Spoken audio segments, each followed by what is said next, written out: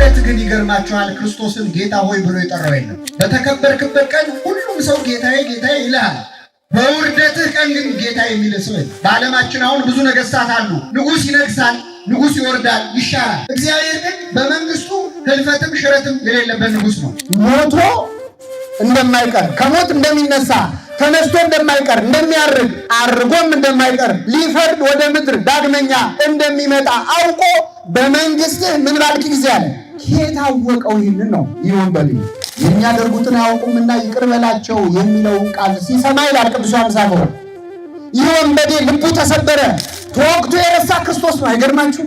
እዛው ገና ሚስማሩ ከእጁ ሳይወጣ የሚያደርጉትን አያውቁምና ይቅር በላቸው አለ። የዚህን ወንበዴ ልብ የመለሰው ይህ ሳይሆን አይቀርም ይላል ቅዱስ ዮሐንስ አፈወርቅ። ከጌታ በስተቀኝ ተሰቅሎ ሳለ የክርስቶስ የመስቀሉ ጥላው ያረፈው ይህ ወንበዴ ላይ ነበረ። እንደውም አንዱ ባለቅኔ ምን ብሏል መሰላችሁ? ይህ ወንበዴ እድሜውን ሙሉ የኖረው ሲሰርቅ ነበር። መጨረሻ ምን ሰረቀ ካላችሁ ገነትን እዛው መስቀል ላይ ሰረቀ ይላል። አብረው ነው ኃጢአት የሰሩት ከዚህ ወንበዴ ጋር ጓደኛው ነው። አብረው ሲዘርፉ ሲካፈሉን የኖሩት። አብሮ ኃጢአት መስራት ቀላል ነው፣ አብሮ ንስሐ መግባት ግን ከባድ ነው። መመራ ብዙ ሰዎች አብረው ይጠጣሉ፣ አብረው ይሰክራሉ፣ አብረው ንስሐ ግን አይገቡም።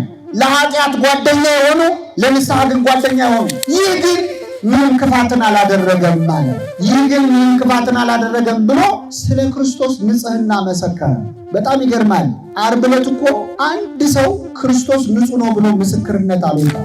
በቀረችው ዕድሜ ልብ አድርጉ፣ ጌታ ሆይ አለ፣ በመንግሥት አለ፣ በመጣ ጊዜ አለ፣ አስበኝ አለ። ድንቅ ቃል ድንቅ ጸሎት አቀረበ። ንስሐ ገባ፣ ጓደኛውን መከረ። በዚህ ጸሎቱ ምክንያትም ወደ ገነት ትገባለህ ተባለ። ክርስቶስ ምን አለው? እውነት እውነት እልሃለሁ ዛሬ ከኔ ጋር በየት ትሆናለህ? በገነት ትሆናለህ አለ። ልብ አድርጉ። ይህ ወንበዴ ከ3 ሰዓት ውስጥ ከ10 ደቂቃ የማትበል ሰዓት ተጠቅሞ ንስሐ ገባና ተመለሰ። እኛ ንስሐ ለመግባት ብዙዎቻችን ገና ነን የምንለው። አቤት ይሄ ታሪክ አሁን በታምረ ማርያም በድርሳነ ሚካኤል ላይ ቢሆን የተጻፈው አንዱን ወንበዴ ገነት አስገባው ተብሎ ተጽፎ ቢያገኙ ሰዎች ይሄማ ተረት ነው ይሉን ነበረ። ይህን ታሪክ በወንጌል ያጻፈ አምላክ ስሙ የተመሰገነ ነው።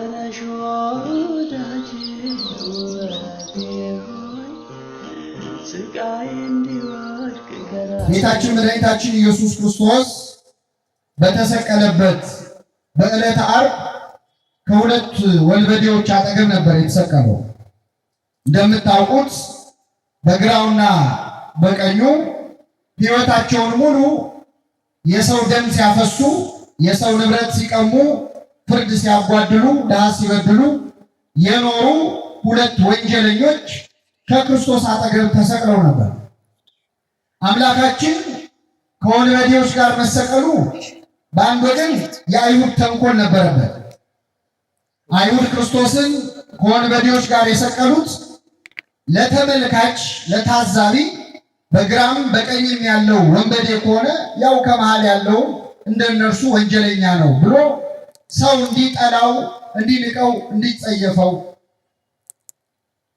አስበው ነበር ከወንበዴዎች መካከል የሰቀሉት።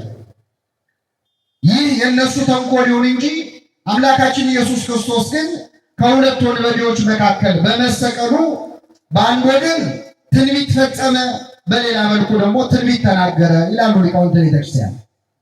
አምላካችን ከሁለት ወንበዴዎች መካከል በመሰቀሉ ነቢየ እግዚአብሔር ኢሳይያስ በትንቢተ ኢሳይያስ ምዕራፍ 53 ላይ አስቀድሞ ስለ ክርስቶስ መሰቀል የተናገረው ትንቢት ነበር።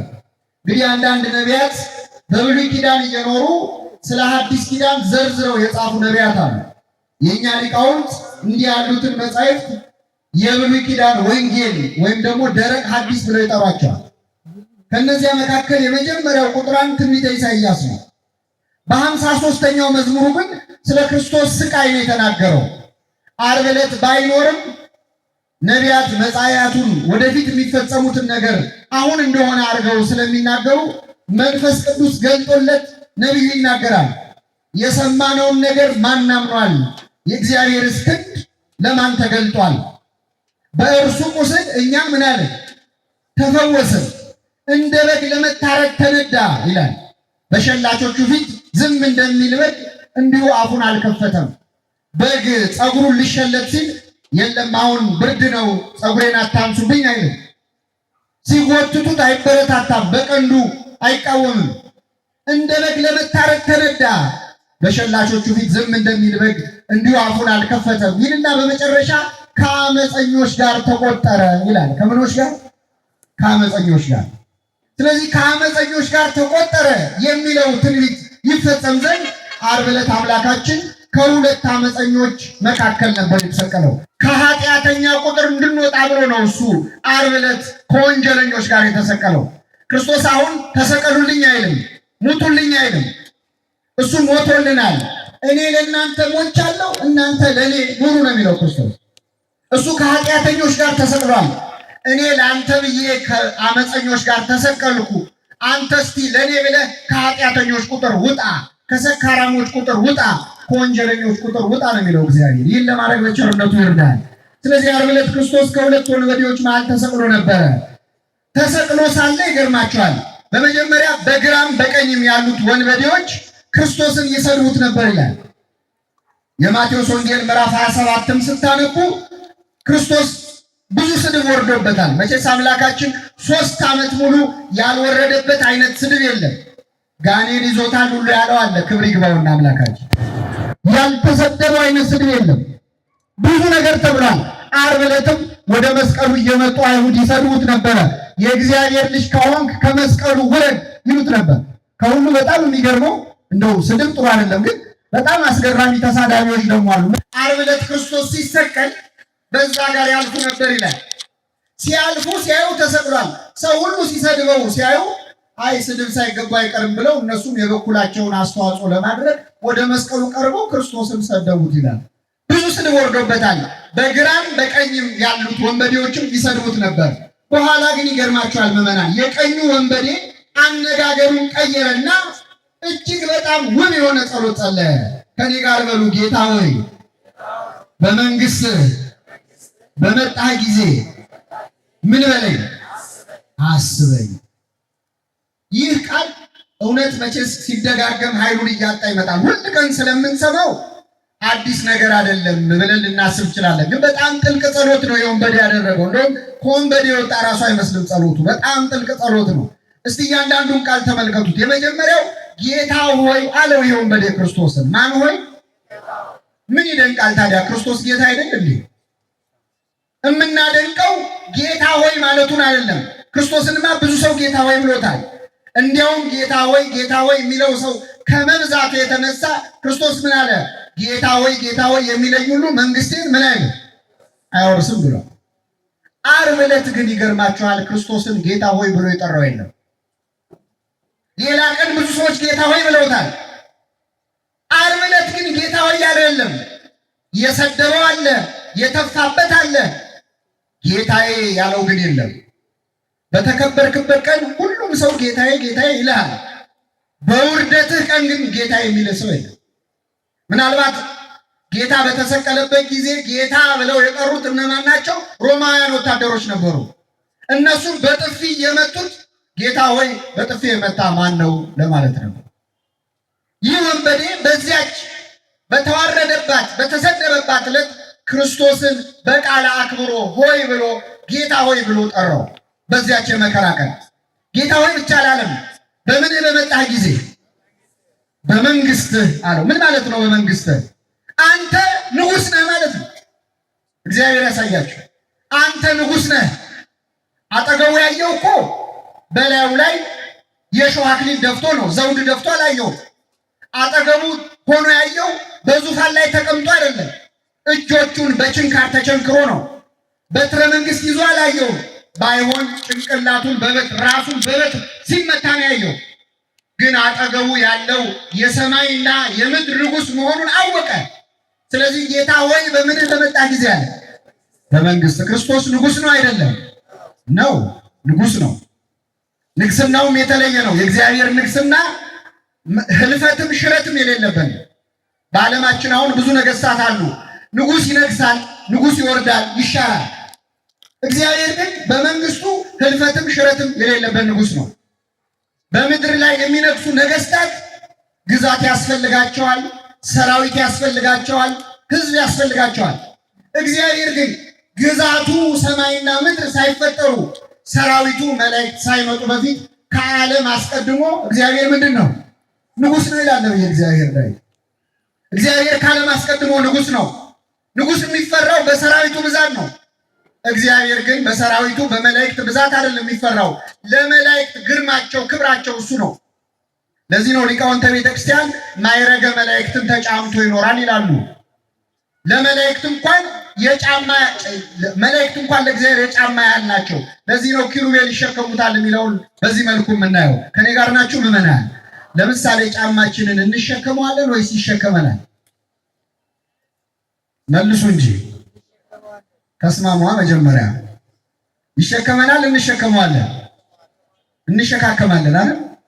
አዎ ጫማችንን ይሸከመናል እንዳንል አንጠልጥለነው ዞረው እኛ ነን። እንሸከመዋለን እንዳንል ደግሞ ከስራችን ያለው እሱ። ስለዚህ እግዚአብሔር በመላእክቱ ብዛት የሚከበር አምላክ አይደለም። ለመላእክቱ ክብራቸው የሆነ ንጉሥ ነው። ስሙ የተመሰገነ ይሁን። ስለዚህ ንጉሥ ነህ አለው። በመንግስትህ ብሎ የራስ ግዛት ያለህ ነህ አለው።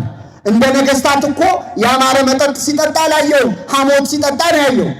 የሸዋ አክሊል ደፍቶ ነው ያየው። ግን በመንግስትህ አለ። በጣም የሚደንቀው ከዚህ በኋላ የተናገረው ቃል ነው። ጌታ ሆይ በመንግስትህ ምን ባልክ ጊዜ። ይሄ በጣም ያስገርማል። ምን ማለት ነው? በመጣ ጊዜ ልብ አድርጉ። ወንበዴው እያየ ያለው ክርስቶስን ሊሞት ጥቂት ደቂቃዎች ቀርተውት ነው።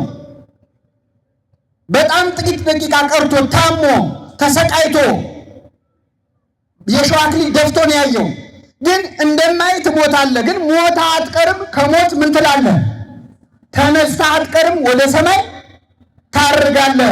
አርጋ አትቀርም፣ ዳግም ልትፈርድ በመጣ ጊዜ። አይገርማችሁ? አጠገቡ ያለው ክርስቶስ ሞቶ እንደማይቀር፣ ከሞት እንደሚነሳ፣ ተነስቶ እንደማይቀር፣ እንደሚያርግ፣ አርጎም እንደማይቀር፣ ሊፈርድ ወደ ምድር ዳግመኛ እንደሚመጣ አውቆ በመንግስትህ ምን ባልክ ጊዜ አለ። የታወቀው ይህንን ነው። ይህ ወንበዴ ኢትዮጵያዊ ሊቅ ቅዱስ ያሬድ ይህን ወንበዴ ጠይቀዋል። ፈያታዊ ዘየማን መኑ መሐረከ ታይምር ዘንተ። የቀኝ ወንበዴ ማን ነው ይህን ያስተማረ? አጠገብህ ያለው ሊሞት ጥቂት የቀረው ደሙ እየፈሰሰ ያለው ክርስቶስ ዳግም ሊፈርድ የሚመጣ ንጉሥ መሆኑን አምላክ መሆኑን ማን ነው የነገረ ይላል ቅዱስ ያሬድ። ራሱ ቅዱስ ያሬድ መንፈስ ቅዱስ ገልጦለት ይመልሰዋል። ነቢያትን አልጠየቅኩም ይላል።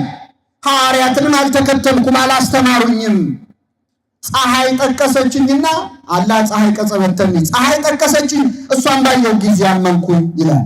ይህን ወንበዴ በአጠገቡ ያለው አምላክ መሆኑን እንዲያውቅ ያስተማረችው መምህሩ ማነች? ፀሐይ ነበረች። አይገርማችሁ? ክርስቶስ ሲሰቀል ፀሐይ ጨልማለች፣ ጨረቃ ደም መስላለች፣ ከዋክብት ረግፈዋል። ስለዚህ ወንበዴ ልክ ፀሐይ ስትጨልም ሲያይ ለካ ካጠገቤ ያለው የፀሐይ አምላክ ነው ብሎ የክርስቶስን አምላክነት አወቀ። እኛ ስንት ሰባኪ ተመላልሶ ሰብኮናል። ለካ ፀሐይንም አይቶ ንስሐ መግባት ይቻላል። በፀሐይ ብቻ ተምሮ ይህ ወንበዴ ተመለሰ። ይህን ወንበዴ ልብ የመለሰ የሁላችንን ልብ ይመልስልን። ሌላ አባት ደግሞ እንግዲህ ቅዱስ ያሬድ ይህን ሲል፣ ቅዱስ ዮሐንስ አፈወርቅ ደግሞ የለም የዚህን ወንበዴ ልብማ ፀሐይ ብቻ የመለሰችው አይመስለኝም ይላል። ታዲያ ማናት ትሉኝ እንደሆን የራሱ የክርስቶስ ንግግር ሳይሆን አይቀርም የወንበዴውን ልቡን የሰበረው ይላል። ክርስቶስ መስቀል ላይ ያለ የተናገራቸው 7 ቃላት ነበሩ። ስንት ቃላት? 7። ልብ አድርጉ ምዕመናን። አምላካችን በመስቀል ላይ 3 ሰዓት ነው የቆየው። በ3 ሰዓት ተሰቅሎ የሞተ ሰው የለም። ክርስቶስ ግን በ3 ሰዓት ነው የሞተው። በጣም ተገርፎም ስለነበር የማርቆስ ወንጌል ላይ ስታነቡ ጲላጦስ ራሱ ጌታ ሞተ ሲሉት ከመቼው ሞተ አለ ይላል። ቶሎ ነው የሞተው ክርስቶስ። በዚያች በቆየባት 3 ሰዓት ውስጥ 7 ቃላት ነው የተናገረው። ከ7ቱ ቃላት የመጀመሪያው ቃል ምንድን ነው? አባት ሆይ የሚያደርጉትን አያውቁምና ይቅር በላቸው። የሚያደርጉትን አያውቁምና ይቅር በላቸው የሚለውን ቃል ሲሰማ ይላል ቅዱስ ዮሐንስ አፈወርቅ ይህ ወንበዴ ልቡ ተሰበረ። እሱ ያልደረሱበት ላይ ደርሶ የሰው ገንዘብ ሲቀማ ደም ሲያፈስ የኖረ ወንበዴ ነው። ክርስቶስ ግን እያሰቃዩት ላሉት ሰዎች ነው የጸለየው። የሚያደርጉትን አያውቁምና ምን በላቸው ነው። አቤት አሁን ስንናገረው ያምራል እንጂ እኛ ብንሆን ልብ አድርጉ። ክርስቶስ እኮ የሚያደርጉትን አያውቁምና ይቅር በላቸው ያለው እዚያው መስቀል ላይ ያለ መሆኑን እንዳትረሱ። ምዕመናን ልጠይቃቸው፣ አሁን ከዚህ ጉባኤ ስትወጡ በር ላይ ግፊያ ቢኖርና እንደው አንድ ሰው ተሳስቶ እግራችንን ቢረግጠን ይቅርታ ቢለን እንቀበላለን? አትቀበሉ? አትቀበሉ? እንቀበላለን። ግን እግራችንን ጨፍልቆ እዛው እሽት እያደረገ ይቅርታ ቢለንስ? መጀመሪያ እግርን ከእግሬ ላይ ምን በል። ክርስቶስ እኮ የሚያደርጉትን አያውቁምና ይቅር በላቸው ሲል ገና ሚስማሩ ከእጁ አልወጣም እኮ። የሾህ አክሊል እኮ ገና ልቡ ድረስ እያመመው ነው። እኛ እኮ ከቆየ በኋላ ነው ይቅርታ የምናደርገው። መቼስ አልፏል ሆድ ይፍጀው ብለን ነው ይቅርታ የምናደርገው። በዚያ ላይ እንደዛም አድርገን ቆይተን ምን እንላለን? ሲቆይ ረሳውን ለመሰለ እንዴ እንላለን አይደል? የወጋ ይረሳ ታውቁታላችሁ፣ ደግሞ ትላላችሁ። የወጋ ይረሳ ተወቅቶ የረሳ ክርስቶስ ነው። አይገርማችሁ? እዛው ገና ሚስማሩ ከእጁ ሳይወጣ የሚያደርጉትን አያውቁምና ይቅር በላቸው አለ። የዚህን ወንበዴ ልብ የመለሰው ይህ ሳይሆን አይቀርም ይላል ቅዱስ ዮሐንስ አፈወርቅ። የሁላችንን ልብ ይመልስልን። አባ ጊዮርጊስ ዘጋስጫ ደግሞ የኛው ሊቅ ምን ይላል መሰላችሁ? እኔ እንኳን ፀሐይም አትመስለኝም ይላል የዚህን ወንበዴ ልብ የመለሰችው። የክርስቶስ ንግግር ብቻም አይመስለኝም ይላል። ከጌታ በስተቀኝ ተሰቅሎ ሳለ የክርስቶስ የመስቀሉ ጥላው ያረፈው ይህ ወንበዴ ላይ ነበረ። ጌታ ሆይ ይህ ወንበዴ ልቡ የተመለሰው ጥላህን ስላሳረፍክበት ሳይሆን አይቀርም ይላል። ሁላችን ላይ ጥላውን ያሳርፍብን አምላካችን። የመስቀሉ ጥላ አርፎብን አለ። እውነት እኮ ነው። የሐዋርያት ጥላቸውን እንኳን ይፈውሳል ነበር እንዴ? የክርስቶስ ጥላ ልብ ሊመልስ ይችላል። ያም ሆነ የወንበዴ ድንቅ ጸሎት ጸለየ። ምን አለ? ጌታ ሆይ በመንግስት በመጣን ጊዜ ምን በለኝ አስበኝ አለ። አስበኝ ማለት እንደው አንድ ወንበዴ በቀኝ ነበር እንደው የት ገብቶ ይሆን በለኝ ማለት አይደለም። የቸርነትህን ስራ ስራልኝ፣ ማረኝ፣ ይቅር በለኝ ማለት ነው። ይህ ወንበዴ በጣም ጥልቅ ጸሎት አደረገ። ጌታ ሆይ በመንግስትህ በመጣን ጊዜ አስበኛል። በጣም ይገርማል ምዕመናን፣ ለእኛ በጣም ትልቅ ተግሳጽ ነው። ይህ ወንበዴ የጸለየው ጸሎት አሁን እንኳን አንጸለየውም እኛ። አብዛኛው ጸሎቶቻችን ጊዜያዊ ነው፣ ምድራዊ ነው። እንደው ቀላል ምሳሌ ልስጣችሁ። በእርግጥ ቁጥራችሁ በጣም ብዙ ነው። አሁን እዚህ ያለነው ምዕመናን እንደው በአንድ ትልቅ አውቶቡስ ተሳፍረን ወደ አንድ ገዳም ጉዞ ብናደርግ ከኔ ጋር ናችሁ? እንደው አያድርገውና ምሳሌ ነው፣ አይዟችሁ እንዳትፈሩና በአውቶቡስ ተሳፍረን ጉዞ ስናደርግ እንደው መኪናው ከሾፌሩ ቁጥጥር ውጭ ሆኖ ወደ አንድ ገደል እንደው እየበረረ ሊገባ ትንሽ ቢቀረው ሁላችንም እንጮሃለን። ወደ ማን እንጮሃለን? ምን አድርግ ብለን? ግን አልተሳካም። መኪናው ወንዝ ውስጥ ገባ። መኪናው ወንዝ ውስጥ ገብቶ ውሃው እያሰጠመን ወገባችን ላይ ደርሷል። አሁንም ልብ ካለን መቼስ ድንጋጤው ዝም የሚያስብለው ሰው አለ። ግን እንደው ልብ ካለን አሁንም እንጮሃለን። ወደ ማን? ምን አድርግ ብለን? አድነን። ግን አልተሳካም። ውሃው አንገታችን ጋር ደረሰ። ልንሰጥም ጥቂት ሰከንዶች ነው የቀሩት። እንጮሃለን። ወደ ማን? ምን አድርግ ብለን? አድነን። አንድ ሰው እንደው ነፍሴን በሰማይ አደራ አይልም? አንድ ሰው። ሁላችንም ሐሳባችን ከዚያች ወንዝ ወጥቶ ኑሯችንን ምን ለማለት ነው? ለመቀጠል ነው። እግዚአብሔር ያሳያቸው። ይህ ወንበዴ ጌታ ሆይ በመንግስት በመጣ ጊዜ ምን በለኝ። የግራው ወንበዴ ግን ምን አለ? አንተ ክርስቶስ ከሆንክ ራስህንም እኛንም አድነን አለ። እኛ ታዲያ የግራውንን የቀኙንን ምን? የግራውንን። እግዚአብሔር የቀኙ ያድርገን። ትልቅ ጸሎት የጸለየው። የእኛ ጸሎት እኮ ጊዜያዊ ነው፣ ምድራዊ ነው። ስለት ሲነገር አትሰሙ? የምንሳለው ስለት ታምሜ ነበረ ተፈወስኩ፣ ስራ የለኝም ስራ አጥቼ ነበር ስራ አገኘው፣ እንደው አንድ ለንስሐ አብቃኝ ብዬ ነበር ለንስሐ ስላበቃኝ የሚል ስለት ሰምታችሁ? ልመናችን ሁሉ ምድራዊ ነው፣ ጊዜያዊ ነው። ሰማያዊ ልመና ለመለመን ያብቃል። ለትልቁ አምላክ የሚበቃ እኮ ትልቅ ልመና የለንም። እንደው መንግስት ጥቃቅንና አነስተኛ ይላል። ጥቃቅንና አነስተኛ እኮ ነው የኛ ልመና። ጊዜያዊ ነው፣ ምድራዊ ነው። ይህ ወንበዴ ግን ጥልቅ ጸሎት ጸለየ።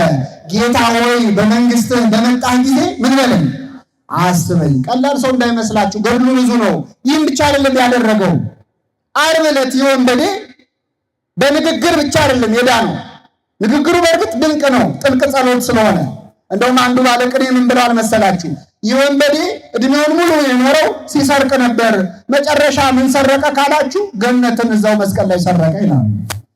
በቀረችው እድሜ ትልቅ ንግግር ነው የተናገረው። ግን ከንግግር ውጭም ደግሞ ብዙ ስራ ሰርቷል። ምን አደረገ? ጓደኛው ክርስቶስን ሲሳደብ ሲሰማው አንተ ክርስቶስ ከሆንክ ራስህንም እኛንም አድን አለ ይላል። ሲል ሲሰማው ምን አለ? አንተ በዚህ ፍርድ ላይ ያለ እግዚአብሔርን አትፈራውምን? እኛስ ስላደረግነው የሚገባንን ፍርድ እንቀበላለን አለ። ከኔ ጋር በሉ፣ ስላደረግነው የሚገባንን እንቀበላለን። ምን ማለት ነው? ለተረገመው የመስቀል ላይ ሞት የሚያበቃ ኃጢአትን ሰርተናል ማለት ነው። አመነ ማለት ነው። ተአምኖ አጣው ማለት ነው። ንስሐ ገባ። አያችሁ፣ አብረው ነው ኃጢአት የሰሩት ከዚህ ወንበዴ ጋር። ጓደኛው ነው። አብረው ሲዘርፉ ሲካፈሉ ነው የኖሩት። አብሮ ኃጢአት መስራት ቀላል ነው። አብሮ ንስሐ መግባት ግን ከባድ ነው። መመራ ብዙ ሰዎች አብረው ይጠጣሉ፣ አብረው ይሰክራሉ፣ አብረው ንስሐ ግን አይገቡም። ለኃጢአት ጓደኛ የሆኑ ለንስሐ ግን ጓደኛ የሆኑ ሁለቱም ከክርስቶስ አጠገብ ናቸው። የአንዱ ልብ ሲመለስ የአንዱ ልብ ግን ደንድኖ ቀረ። ጓደኝነታቸው መስቀል ላይ በመቅሰፍት ነው የተለያዩት። በእውነት በጣም ያሳዝናል። አመነ የወንበዴ ለተረገመው የመስቀል ሞት የሚያበቃ ኃጢአትን ሰርተናል። ኃጢአታችንን የምናምንበት ልቡና ያድነን። ይህም ብቻ አይደለም ያለው፣ ይህ ግን ምንም ክፋትን አላደረገም ማለት። ይህ ግን ምንም ክፋትን አላደረገም ብሎ ስለ ክርስቶስ ንጽሕና መሰከረ። በጣም ይገርማል። ዓርብ ዕለት እኮ አንድ ሰው ክርስቶስ ንጹሕ ነው ብሎ ምስክርነት አልወጣም። አንድ ሰው ሐዋርያቱ እንኳን ከወንጌላዊ ዮሐንስ በስተቀር ሁሉም እግሬ አውጪኝ ብለው ነው ሄዱት። ምን አጠፋ? ከማስተማር ከመፈወስ ውጪ ምን በደል አለበት ያለ ሰው የለም። ሁሉም ነው የካዱት። ሌላው ቀርቶ የፈወሳቸው ሰዎች፣ ልጃቸውን ከሞት ያስነሳላቸው ሰዎች ልጄን ከሞት አስነሳልኝ እንጂ ምን አጠፋ ብለው አልመሰከሩም። ያቺ 12 ዓመት ይፈሳት የነበረውን ደም ቀጥ ያደረገላት ሴት ደሜን ቀጥ አደረገው እንጂ ምን አጠፋ አላለች። አንድ ሰው አልመሰከረም ለክርስቶስ። አረ እንደውም በጥፌ የተማቱም አሉ እኮ። ዮሐንስ ወንጌል ምዕራፍ 5 ላይ ያለ አንድ በሽተኛ ነበር። 38 ዓመት ተኝቶ የነበረበት በስቃይ የነበረበትን ሕይወት ክርስቶስ ያላቀቀው ታስታውሳላችሁ አይደል? ክርስቶስ መጣና ተነሳና አልጋህን ተሸክመ ምን ይላል? ያ ሰውዬ ወዲያውኑ ዳነ። አልጋውን ተሸክሞ ሄደ። ፈወሰው፣ አዳነው። በጣም ይገርማል። ይህ ሰው ግን ሐሙስ ዕለት ክርስቶስ ለፍርድ በቀረበ ጊዜ እዚያ ቦታ ላይ ቆሞ ነበረ። ሊቀ ካህናቱ ፊት ቆሞ ሳለ ክርስቶስ መልስ ሲሰጥ ሲሰማው እንዴት ደፍረህ ለሊቀ ካህናት መልስ ትሰጣለህ ብሎ የክርስቶስን ፊቱን በጥፊ መታው ይላል። እየሰማችሁ ነው? የክርስቶስን ፊት ምን አደረገው? በጥፊ መታው። ይህ ጊዜ ጌታ ምን አለ? ለምን ትመታኛለህ አለ ይላል። እስኪ ከኔ ጋር በሉ፣ ለምን ትመታኛለህ? አሁን ክርስቶስ ዓርብ ዕለት ያ ሁሉ ጅራፍ ሲወርድበት ለምን ትመቱኛላችሁ ብሎ አላለም። ይህ ሰው ግን በጥፊ ሲመታው ለምን ትመታኛለህ አለው። እንዴ ያ ሁሉ ጅራፍ ሲገርፍበት ለምን እንደዚህ አላለም? የዚህ ወንበዴ ጥፊ ለምን አመመው ካላችሁ ክርስቶስ ያመመው በጥፊ መመታቱ ሳይሆን ባዳነው ሰው እጅ መመታቱ ነበረ። ባዳነው ሰው ክፉ ተናግሬ ከሆነ ስለ ክፉ መስክርብኝ፣ መልካም ተናግሬ ከሆነ ስለምን ትመታኛለህ አለው ይላል። አልጋህን ተሸክመ ሂድ ከማለት ውጪ ምን ክፉ ቃል ወጥቷል ካፌ? ተናግሬ ከሆነ መስክርብኝ፣ አለዚያ ለምን ትመታኛለህ አለው። አምላካችንን በኃጢአታችን ከመምታት በቸርነቱ ይሰውረን። አንድ ሰው ንጽሕናውን አልመሰከረለትም። ይህ ወንበዴ ግን በእውነት በሚደንቅ ቃል ይህ ምንም ክፋትን አላደረገም፣ እኛ ግን ስላደረግነው የሚገባንን እንቀበላለን አለ። ጓደኛውንም ጭምር መከረው፣ አስተማረው። በቀረችው ዕድሜ ልብ አድርጉ፣ ጌታ ሆይ አለ፣ በመንግሥት አለ፣ በመጣ ጊዜ አለ፣ አስበኝ አለ። ድንቅ ቃል፣ ድንቅ ጸሎት አቀረበ። ንስሐ ገባ፣ ጓደኛውን መከረ። በዚህ ጸሎቱ ምክንያትም ወደ ገነት ትገባለህ ተባለ። ክርስቶስ ምን አለው? እውነት እውነት እልሃለሁ ዛሬ ከኔ ጋር በየት ትሆናለህ? በገነት ትሆናለህ አለው። ይህ ወንበዴ የጸለየው ጸሎትና ክርስቶስ የመለሰው መልስ በጣም አስገራሚ ነው።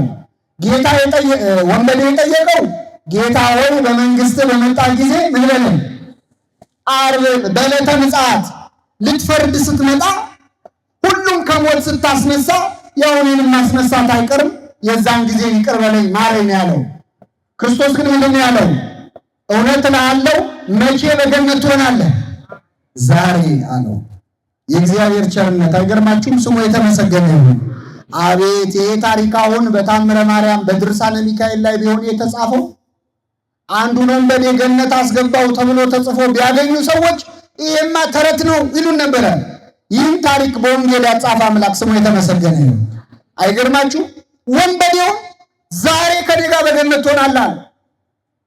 አንዳንድ ሰው በታምራት ላይ በገድላት ላይ እግዚአብሔር ሲምር ሲያይ ይበሳጫል። አሁን በላየ ሰብ በጥርኝ ውሃ ዳነ ሲባሉ ደማቸው የሚፈላ ሰዎች አሉ።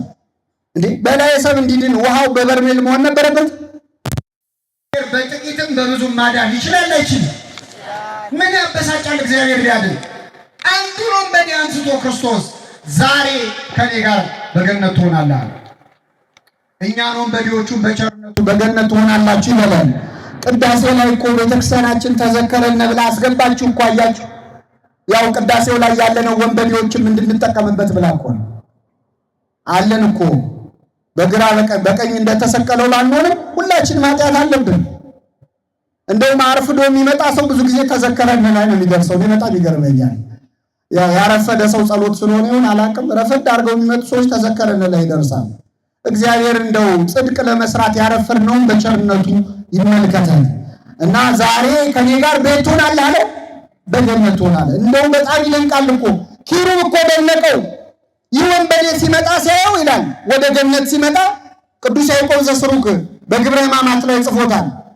ማን አንተ አለው ወንበዴውን ሲያየው። አብርሃም ነህ አለው። ያ ደጉ አብርሃም እንግዳ የሚያስተናግደው አብርሃም እሱ ነው ወይ አለው። ኧረ አይደለሁም፣ እንኳን እንግዳ ላስተናግድን የደም ሳፈስን ይኖርኩታል። ታዲያ ማን ነህ? ዳዊት ነህ? የቅዱሳኑን ስም ሁሉ ጠራ መልአኩ። የለም አይደለሁም፣ እኔ ወንጀለኛ ነኝ አለ። እንደዛ ከሆንክ ታዲያ አንተ እንዴት ወደ ገነት ትመጣለህ? የእሳቱን ባህር እንዴት ተሻገርከው? እንዴት መጣህ አለው። የክርስቶስን የደሙን ማህተም አሳየው። የደሙን ማህተም ማከያዝክ እማታልፈው በር የለም ብሎ የገነትን በር ወለል አድርጎ ከፈተለት። ለሁላችን ይክፈተልን። ልብ አድርጉ። ይህ ወንበዴ ከ3 ሰዓት ውስጥ ከ10 ደቂቃ የማትበልጥ ሰዓት ተጠቅሞ ንስሐ ገባና ተመለሰ። እኛ ንስሐ ለመግባት ብዙዎቻችን ገና ነን የምንለው። አሁን እንማራለን፣ ይፈስብናል ቃሉ፣ እንሰማለን። ለመወሰን ግን እንቸገራለን። አናውቀውም እኮ ምናልባት የመዳናችን ቀን ይቺ ሰዓት ትሆናለች። አይ እኔ አሁን ስራዬ፣ ትምህርቴ፣ ትዳሬ እምውልበት ውሎ አይመቸኝም፣ ንስሐ ለመግባት ወደ እግዚአብሔር ለመመለስ ጊዜ የለኝም እንላለን። ይገርማቸዋል። ይህ ወንበዴ ጊዜ የለኝም ቢል ከሱ የተሻለ ጊዜ የሌለው ሰው የለም። ለምን? በችንካር ተቸንክሯል። ሊሞት ትንሽ ነው የቀረው። የቀረችውን ዕድሜ ግን ለንስሐ ተጠቀመባት። የቀረንን ዕድሜ ለንስሐ ለመጠቀም ያብቃል። መቼ የሚሙት በጣም የሚገርመው እንደሚኖር ሰው ነው የምናስበው። እንደውም አባባል አለ እኮ 1000 ዓመት አይኖር ይባላል። ስንት ዓመት? 1000 ዓመት። 500 የምንኖር አንመስልም። አሁን 100 መኖር እኮ አንችልም እኛ። 70 80 ብንኖር እንዴት እንደሚከብደን ይታወቅ። 1000 ዓመት አይኖር ይላል ሰው። ነገ ለምትሞተው ዛሬ ማታ ሞተው የምታድር ይሆን አይሆን የማታውቀው እንኳን ለንስሐ ሲባል ቀጠሮ እንሰጣለን። እንደዚህ ወንበዴ ለመወሰን በቸርነቱ ያብቃል።